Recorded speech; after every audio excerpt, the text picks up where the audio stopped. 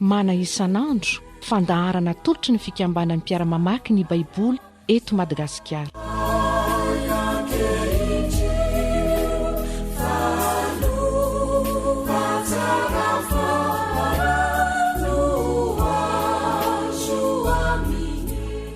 Ho aminao lalandavany ny fahasoavan'ny tompontsika. Falindray miona aminao amin'ity fotoana ny mana isan'andro ity, ary maniry indrindra ny fitahin'ny tompo ho aminao ny amin'izany. Naiza misy anao dia hitahy anao aneny tompo. Ny salamo 4:20 no anjarantsika nio, ary dia angataka ny fanahy masina isika hanazava amintsika izay tiany ampahafantarina antsika indray anio. Ary enganeka hitondray mpanahy vaovao antsika indray fahafantarana ny sitrapon'Andriamanitra. Hivavaka isika. Andriamanitra, misaotranao zahay noho ny fitiavanao sy ny famindramponao. Misaotranao zahay satria sokafanao anatrehanay indray ny teninao. Misaotranao zahay fa tsara loatra zany teninao zany. Ary mino zahay fa manakambara aminay ianao mahatonga manokatra zany ao anatrehanay indray anio. Ko mangataka indrindra zahay raha io ny fanahinao masina indray no anazava aminay ny teninao. Ary ampitoetra zany koa ao anatinay ho voninahitra ianaranao. Misaotra tompo. Amen. Salamo 2:20 andininy voalohany ka hatramin'ny andininy 5:20 no vakintsika. Tsara ny ideran'i Jehova sy ny ankalazany anaranao ry avo indrindro, ary anambara ny famindramponao noho ny maraina sy ny fahamarinanao noho ny alina, amin'ny valitoro 10 sy amin'ny feondokanga. Fampifalianao amin'ny nataonao aho Jehova, ny asan'ny tananao no ibiko. Jehova, akory ny alehiben'ny ny asanao, lalina indrindra ny fisainanao. Niketrina tsy mahafantatra zany, ary ny adala koa tsy mba mahalala. Raha mitsiry tahaky ny ahitra ny ratsy fanahy, ary mamono ny mpanao ratsy rehetra, dia izany no ho fandringana anazy mandrakizay. Nefa ianao Jehova dia avo mandrakizay. Fa indreo ringana ny fahavalinao, miaka ny mpanao ratsy rehetra. Fa ny tandroko kosa asandratrao ho tahaka ny an'ny ombomanga. Miositra diloilo vaovao aho, ary faly ny masoko mahita ny amin'ny fahavaliko. Ary finaritra ny sofiko mandry ny amin'ny ratsy fanahy zay efa mitsangana hamely ahy. Ny marina amin'ny olona tahaka ny Orfi, isandrahaka tahaka ny sederan'ny Libanona izy. Efa nambolena tao an-tranon'i Jehova izy, ka maniry eo an-kanjan'Andriamanitsika. Mbola nirobona ihany izy na defa antitra azy, dofodofotra sy maitso izy, mba hanambara fa mahitsy Jehova vato lampiko izay tsy misy tsiny. Ray masino manamasinana amin'ny fahamarinana fa ny teninao ny fahamarinana.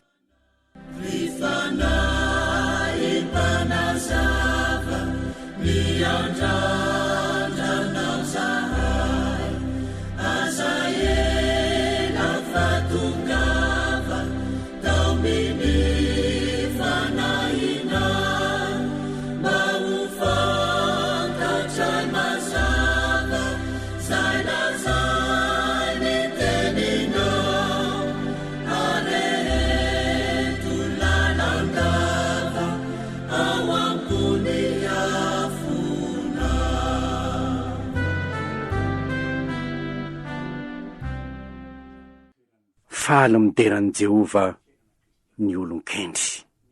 Faly mideran'i Jehova ny olon-kendry, fa ny olon-kendry moa ny olona matahotra an' Jehova. Faly mideran'i Jehova ny olona matahotra an' Jehova. Raha vao manomboka zao salamo zao dia fiderana sy faliana ny hitao. Ny andininy voalohany ka hatramin'ny andininy 4 na hitantsika izany. Reto avy ny matoateny hitantsika ao, midera, mankalaza, manambara ny famindrampon' Jehova, nioby an' Jehova. Fiderana sy fisaorana an'Andriamanitra hoe tokony ataontsika rehetra mihitsy zany. ny salamo faefatra amby telopolo dia milaza hoe isaotra an' jehovah lalandava hoe ho ambavako mandrakariva ny fiderana azy. Nahoana no hoe ho ambavako mandrakariva ny fiderana azy? Satria izy no reharehan'ny fanahiko. Eto sika ankalaza ny anaranao aho ry avo indrindro, hanambara ny famoramponao aho Jehovah, hanambara ny fahamarianao ny valitorofolo sy ny feondokanga aho. Midera ny Jehovah, mankalaza an'Andriamanitra. Mazana ry havana ny mitrango amin'ny fiainantsika dia izy roa: fanomezany tsiny, fimenomenonana, tsy fahafahampo. Ary nahoana ny misy zany? Fomba fiainan'ny zanak'Israely nentina niala avy any amin'ny tany Egipta ao any amin'ny tany Kanana anie zany, de mpimenomenona tamin'Andriamanitra. Raha vao misy zavatra kely de mimenomenona ny atao. Raha tokony hideran'Andriamanitra ka hibanjina ny lasa. Aza misy adinoinao ny fitahina rehetra, ny salamo 7:1, misaoran' Jehovah ry fanahiko, ary aza misy adinoinao ny fitahina rehetra.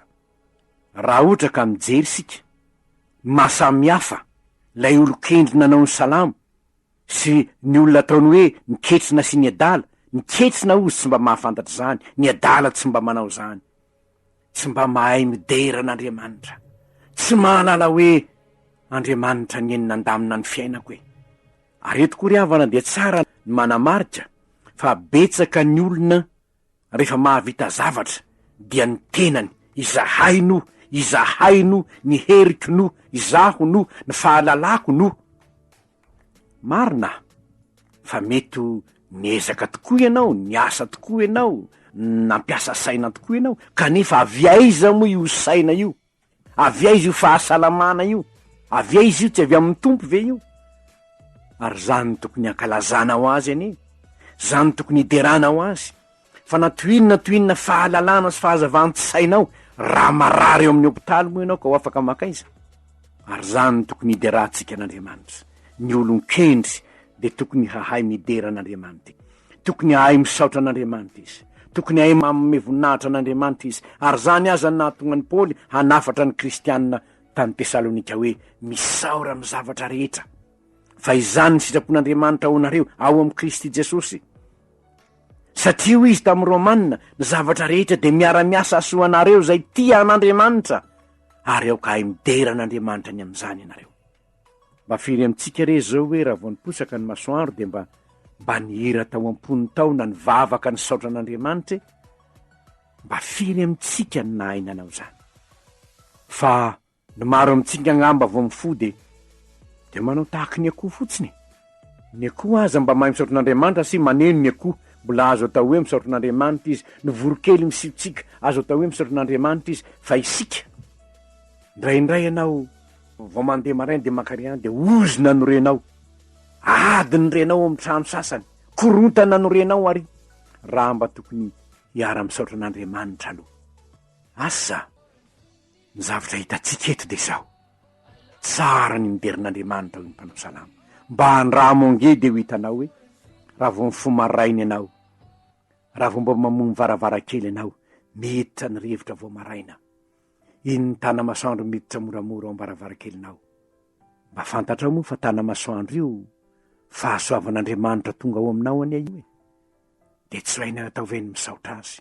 Tamin'iny alina iny, raha nandrany asa 4 kilowattheure ny laninao, otrinona ny mbola vola aloha, fa ny masoandro ve nga hainao mandoa volana ariary aza, na dy zay fotsiny ihany aza, de tokony aizantsika misaotra an'Andriamanitra, misaora amin'ny zavatra rehetra, fa izany sitrapon'Andriamanitra ao anareo ao amin'ny Kristy Jesosy. Fa misy fahamarinana anankiray zay nampieritreritra lalina ry havana rehefa nanomana ity teny ty aho. Ny andininy 7, mitsiry tahaka ny ahitra ny ratsy fanahy, mamony ny mpanao ratsy. Ahoana moa zany? Misy olona hitanao zao mitombo arena tsy hitatsony, nefa inona ny mampanakarena azy? Halatra ny mampanakarena azy, hafetsena ny mampanakarena azy, fanodikidonana sy zaosy zao mampanakarena azy, fanararaotana ny madinika ny mampanakarena azy.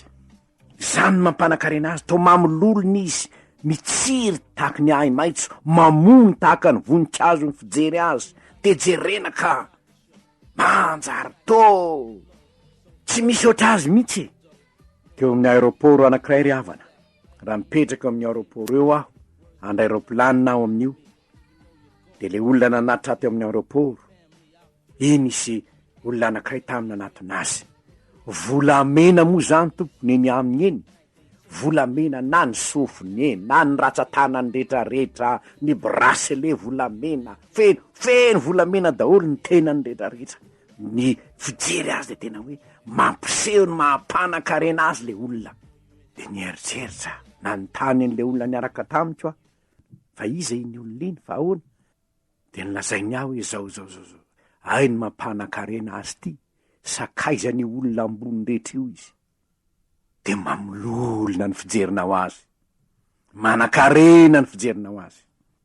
Zao nefa ny voalazan'le voasoratra eto, izany no fandringanana azy mandrakizay. Harena azo amin'ny tsy fahamarinana hoe ho fandringanana azy mandrakizay zany. Ary ahatsiarovatsika ny mpanao salamo, salamo 770 asafa zany. Zao ny voalazany raha nijeren'ireny izy: zaho de saiky ny bolasitra ny tongotro, saiky solafaka ny diako satria nialina ny prere aho raha nahita ny fiadanany ratsy fanahy. Indro reny de olona ratsy fanahy nefa miadana mandrakariva izy sady mitomboarena.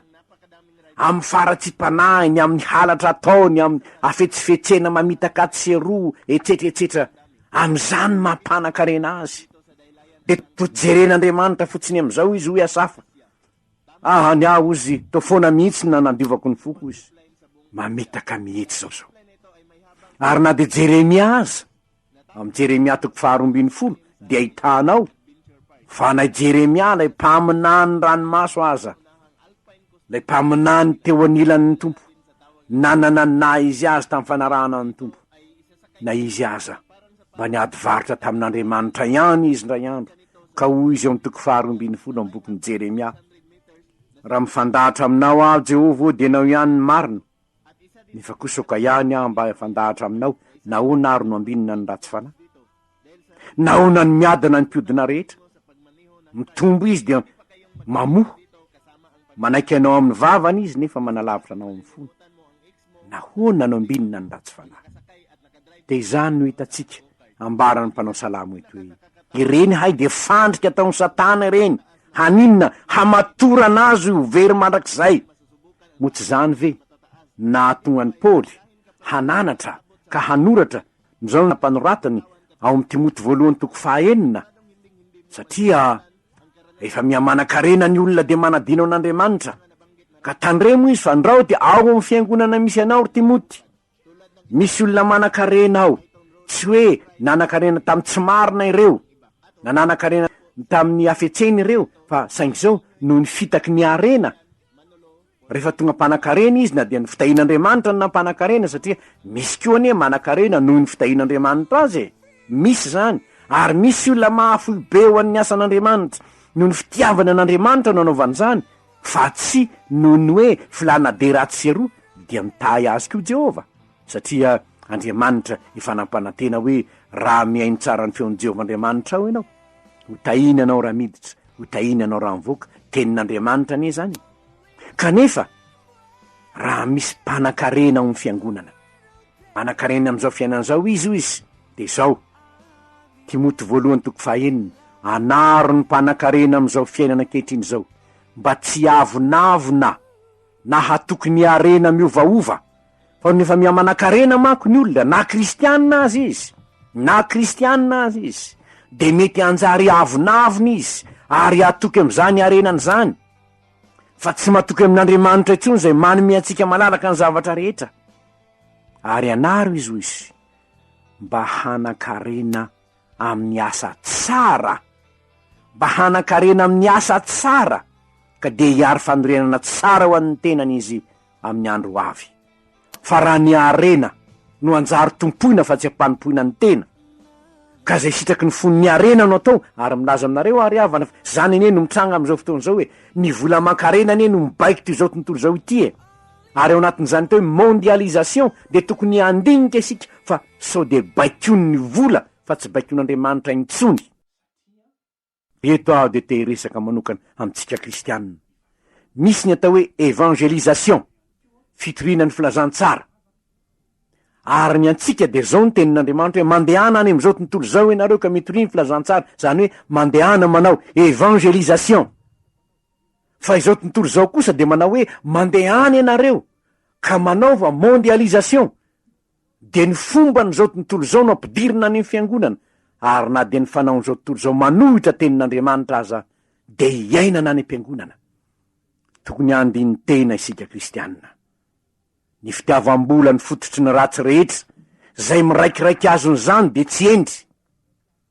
Ka na de hitanao fa mamololona aza ny faharatsy-panahy, na hitanao aza fa mamony tahaka ny voninkazo ny ratsy fanahy, aza ny tsiriritra ny areny e na mitady ho tahaka azy. Fa tsarovy fa ny arena sarobidy zay ny men'Andriamanitra anao dia Kristy, aza takalo ny arena zao tontolo zao izy. Tsarotsika le mpanan-karena anankiray mba nanatina an' Jesosy ihany izy. Inona anao ataoko andivaky ny fiainana mandrakizay? Nanatina ihany izy, nambaran'ny tompo taminy. Fantatrao ny lalàna, haiko daholo eny ny lalàna e. Saingy zao hitan' Jesosy fa ny fitiava-karena, saingy tsy voasoratra didy folo ny hoe aza ty arena maloto. Ny fitiava-karena ny fototry ny ratsy rehetra tsy voalaza ao zany, saingy tsy voalaza amin'ny didy folo, de tsy nitandremany ny fitiava-karena. Ka noho nin'izay ho Jesosy hoe dio ny fanananao ka vi anaraka. De hoy ny voasoratra hoe de niala tamin'ala elo izy satria nanana harena be. Ry kristianina mpanan-karena o, misaora ny tompo raha manan-karena ianao, nefa aoka hanan-karena amin'ny asa tsara ianao. Ary inona no asa tsara indrindra? Aza miary arena ho nareo aty an-tany, miary arena ho nareo any an-danitra. Lanio ny fanananao am'dio fahalalana tsara. Inona ny fahalalana tsara? Ny fanantanterahana ny tenin'ny tompo. Anin'izay miary arena ho nareo any an-danitra. Alefaso any an-danitra ny devizinao. Fomba hoana? Amin'ny alalan'ny fitoriana ny filazantsara. Hanan-karena amin'ny asa tsara, amin'ny fampandrosoana ny fanjakan'Andriamanitra. Fa izany vao maika hitain'Andriamanitra anao. Matoa Andriamanitra nanorona fanjakany ety an-tany, de mba azahono manangona safira be de be eo amin'ny fanjakan'Andriamanitra io. Fa io fanjakan'Andriamanitra io no menanao. Midira ny fanjakanina rainao. Ry havana, manan-karena ianao, misaora an'Andriamanitra, nefa tandremo. Sao de ny fitiava-karena ny mahatonga anao amitaka, ny mahatonga anao anao zavatra hafa, ka manjarinay arena indray ny tompoinao, ny baiko ny ravola indray no rahainao, fa vao mainka andendrika anao zany, raha izany misy. Fa ny arena azo amin'ny tsy fahamarinana, mampamololona ny ratsy fanahy zany, saingy fandringanana mandrakizay ho azy. Ny salamy 2:7. Fa fahamarinana anankiray zay ho tsipiko etokodiny hoe hiavaka ane zay matoky an' Jehovah. Hiavaka ane izy. Fa ahoana hoy ny voasoratra eo manomboka amin'ny 10 ka hatramin'ny 10. Zao ny fampanantenana omen'i Jehovah azy. Hasandratra Jehovah ny tandrony, ho mpandresy izy ny dikan'izany. Iositra diloilo-pifaliana izy, 10.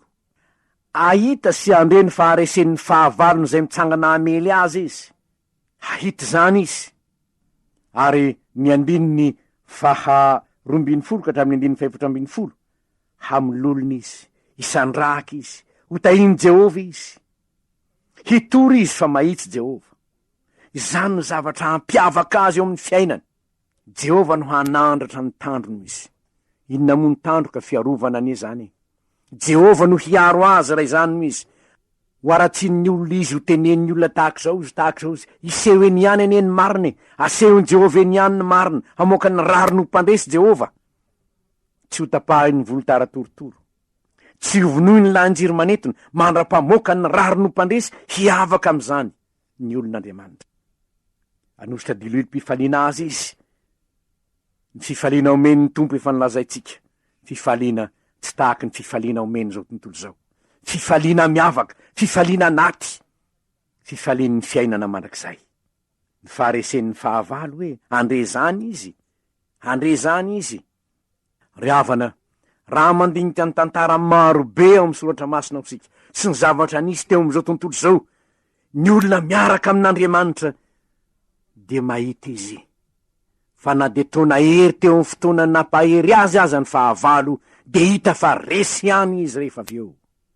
Na de teto amin'ny firenentsika aza moa tsy nahery de nahery nandritra 20 taona teo eo mahery kely va ny fanenjehana ny filazantsara, moa tsy nadaraboka teto sy terova ny kristianina teto amintsika ary tsy nidorana tsy nananana antra va ny baiboly fa saingy zao Andriamanitra ihany ny mampandresy ny azy ka na de ny fikambanana mampiely baiboly malagasy aza tafatsangana eto amin'ny firenena mandrakandroany. Isandraka sy amin'ny lolona ny filazantsara am'izao fotoana zao, kristianina maro be no ampaherezi ny tompo, handany vola sy arena sy heriny tena heriny tsaina haninona hitory ny filazantsara amin'ny alalan'ny onjam-peo ary profon'izany no andrenesanao ny mana isan'andro.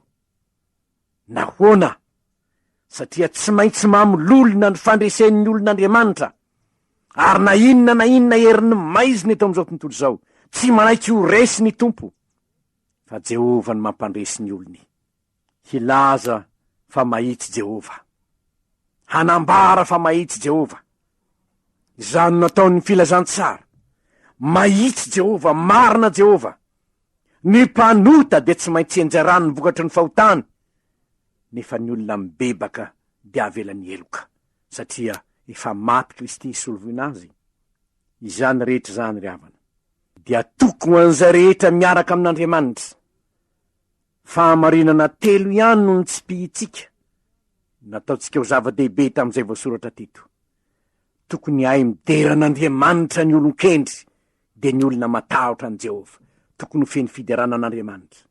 Na mamololina aza ny ratsy fanahy ka mitombo arena izy, aza maniry ho sakaizany ianao na mitsiriritra azy fa izany arena matorany Satana azy izany no hitondra fandringanana ho azy, nefa raha mibebaka izy de amindra fo aminy ny tompo satria Andriamanitra manan-karena amin'ny famondram-po Jehova. Hiavaka ny olona matoky an' Jehova. Jehova no anandratra azy, ameno azy fifaliana, ampandre azy ny faharesen'ny fahavalony ary ampisandrahaka azy mba hitoriny mandrakariva fa marina Jehova. Ry havana, engany ka tsy ho isan'izay olona adala sy kentrina ianao fa ho isan'izay olon-kendry hiderany Jehova, hanaradiany Jehova mba hanandratan'Andriamanitra anao sy amienony anao. Ny diloilo mpifaliana hanandratanao lay Andriamanitra hambaranao fa Andriamanitra mahitsy vatolampy famonjenanao. Ho tanteraka amin'ny fiainanao anay zany ho voninahitra Andriamanitra hivavaka isika. Andriamanitra atolotra ianao ny dera sy ny laza ny aja sy ny voninahitra noho ny famondramponao sy ny fitiavanao ka nahazahonainy nampita indray ny afatrao tamin'ny mpanomponao maro tamin'ny alalan'izao onjam-peo zao. Mangataka aminao zahay, aza mamela ny fonay afatotry ny arenan'ny tany ianao fa aoka ny fonay tompo ho feno anao ka ianao no harenanay, ianao no hoderainay, ianao no ankalazainay hatramin'izao sy ho mandrakizay. Amen.